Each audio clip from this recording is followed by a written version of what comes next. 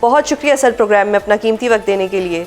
سر جنگ بندی کے لیے جو یو ایس اے نے مطالبات اور تجاویز پیش کی تھی ان کو تو ایران نے رد کر دیا ہے, تو سچویشن اب مزید کتنی کمپلیکس ہو گئی ہے؟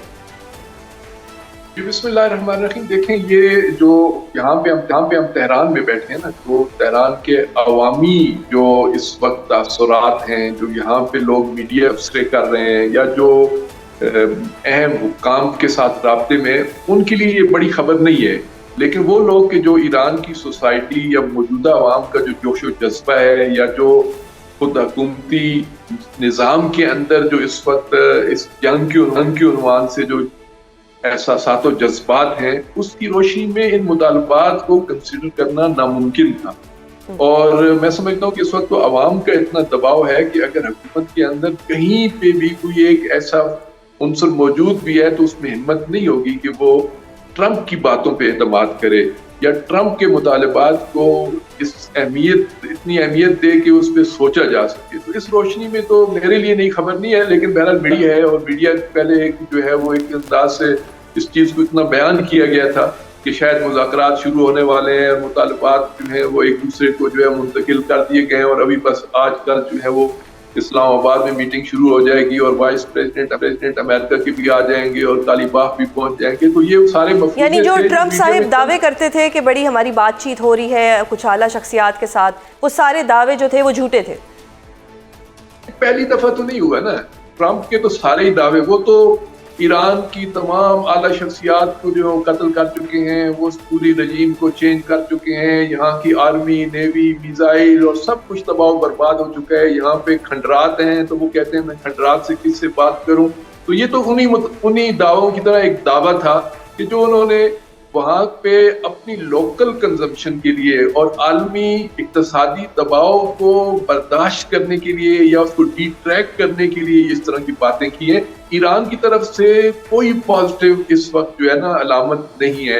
اور عوام کا بڑا واضح مطالبہ ہے کہ اب ہم جنگ بندی نہیں کریں گے, ہم اب ایک پرماننٹ اور مستقل بنیادوں پہ امن کی طرف جائیں گے. اگر دنیا اس کی طرف جائے گی تو ہم آگے بڑھیں گے, لیکن صرف جنگ بندی کر دیں اور جو ہے وہ سیز فائر ہو جائے اور 10 دن کے بعد دوبارہ حضرت ٹرمپ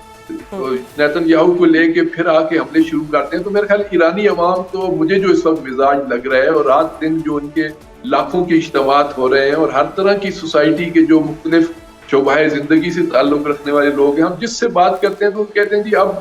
اگر ایران کے لیے خطہ پرامن نہیں ہوگا تو ہم کسی کے لیے پرامن نہیں چھوڑیں گے. اب ہم اپنائے ہرمز کو اگر وہ ایران کے فائدے میں نہیں ہے تو دنیا کے کسی کے فائدے میں بھی اب کے اپنائے ہرمز کو نہیں چھوڑا جائے گا, نہیں کھولا جائے گا. صحیح سر, یہ ایرانی قیادت کا ایک موقف آ رہا ہے کہ جو جنگ بندی کا فیصلہ ہے وہ ایرانی قیادت کرے گی. دیٹ مینس کہ یہ جنگ جو ہے اب یہ ہم لمبی چلتے ہوئے دیکھ رہے ہیں. دیکھیں ایران پہ اس وقت اتنا دباؤ نہیں ہے جنگ کو روکنے کا. اصل اس وقت پریشر میں ڈونلڈ ٹرمپ ہے, جو اس کو داخلی طور پہ بھی اس وقت شدید دباؤ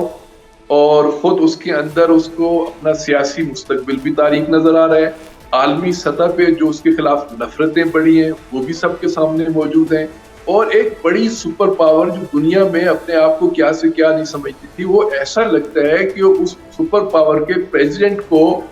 نیتن یاہو جیسے چاہتے ہیں استعمال کر رہے ہیں. یہاں پہ تو ایک لطیفہ چل رہا ہے کہ اب ڈونلڈ ٹرمپ کی صورتحال یہ ہے کہ وہ واش روم میں جانے کے لیے بھی نیتن یاہو سے اجازت دے کے جاتے ہیں. تو جب ایک سپر پاور کے پریزیڈنٹ کے بارے میں عالمی تاثر یہ بن رہا ہو کہ وہ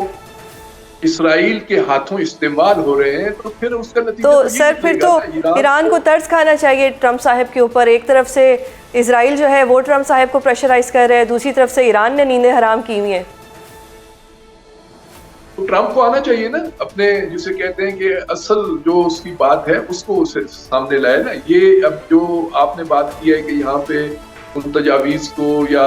ان مطالبات کو رد کیا ہے, تو دوسری طرف آپ دیکھیں کہ جو خلیج فارس کے اندر اور بالخصوص آبنائے ہرمز کو کھولنے کے لیے جو اقدامات اس وقت ڈونلڈ ٹرمپ کر رہے ہیں وہ بھی تو ساتھ ہے نا. بوٹس اینڈ گراؤنڈز کی بات ہو رہی ہے, ادھر سے جو ہے وہ جو بحری جہاز ہیں وہ اس طرف بڑھ رہے ہیں, تو یہاں پہ تو ایک بات یہ کی جا رہی ہے کہ ڈونلڈ ٹرمپ بنیادی طور پہ مذاکرات کا نام لے کے ایک بار پھر کوئی بڑے حملے کی پلاننگ کر رہے ہیں، اور وہ بڑا حملہ اسرائیل کے کہنے پہ ہو رہا ہے۔ ٹرمپ کے اندر تو اب ہمت بھی نہیں ہے کہ اس طرح کا کوئی فیصلہ کرے، تو یہاں پہ عوام اور یہاں پہ جو شخصیات ہیں وہ پہلے 2 دفعہ دھوکہ کھا چکی ہیں، وہ تیسری دفعہ دھوکہ کھانے کے لیے تیار نہیں ہے۔ ٹرسٹ ایشوز ابھی بھی ہیں، ٹرسٹ آپ نہیں کر سکتے۔ آپ کی بات صحیح ہے کہ ڈونلڈ ٹرمپ سے ٹرسٹ کرنا چاہیے، لیکن اس کے لیے اب پوری دنیا کو اور خاص کر خطے کے عرب ممالک کو سوچنا چاہیے کہ ڈونلڈ ٹرمپ تو ان کا دفاع نہیں کر سکے، اپنا دفاع بھی نہیں کر پا رہے، تو ان کے لیے کچھ واقعا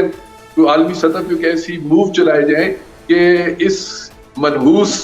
قوت سے، اس منحوس فرض سے عالمی دنیا، عالم انسانیت کو، بلکہ میں اگر کہوں کہ اس سے نجات ملے، امریکہ میں بھی چین آئے، خطے میں بھی چین آئے، اور ایران کے اندر بھی کچھ لوگ جو ہیں آئندہ کو ایک بہتر انداز سے جو ہے وہ ترقی اور پیش رفت کی طرف جا سکے۔ صحیح۔ اچھا سر، جو ایران نے شرائط رکھی ہیں اس میں پہلی شرط تو یہ ہے کہ جی ایران پہ پہلے یو ایس اے اپنے حملے بند کرے۔ ڈو یو تھنک کہ یو ایس اے یہ مطالبہ مان لے گا اور وہ پہلے خود حملے بند کر دے گا؟ دیکھیں، یہ میری نظر سے نہیں گزرا کہ وہ حملے بند کرنے کی انہوں نے بات کی ہے۔ تو کہتے ہیں ہم میدان میں جہاں سے حملہ ہوگا وہاں پہ ہم جوابی حملہ کریں گے، اور یہ جو ابھی جنگ بندی، میں نے پہلے بھی آپ سے عرض کیا کہ جنگ بندی کا مطالبہ یہاں سے نہیں ہو رہا، یہاں سے مطالبہ ہو رہا ہے ایک پرماننٹ پیس کا، ایک مستقل بنیادوں پہ امن قائم کرنے کا۔ تو یہ ایک بڑا جزوی سی بات ہے کہ حملے بند کریں، حملے تو چل رہے ہیں اور وہ چلتے رہیں گے۔ اس امریکہ سے یا اس ٹرمپ سے یہ مطالبہ کرنا کہ وہ حملے بند کر دیں، نہیں، حملے ایران کی طرف سے اب یہ فیصلے ہوں گے کہ کب حملے بند ہونے چاہیے۔ ایران اپنے اقدامات سے مجبور کرے گا کہ وہ حملے بند کریں گے، نہ کہ مطالبات سے۔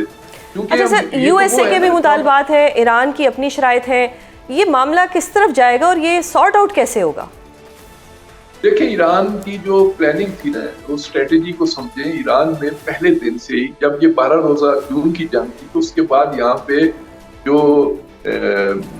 آپ اس کو تھنک ٹینکس کہیں یا جنگی حکمت عملی تیار کرنے والے لوگوں کے ہاں جو بحث تھی، وہ کسی حد تک میڈیا میں بھی وہ چیزیں سامنے آئی کہ ایران نے اپنے آپ کو ایک لمبی جنگ کے لیے تیار کیا ہے، اور اس نے اس جنگ کو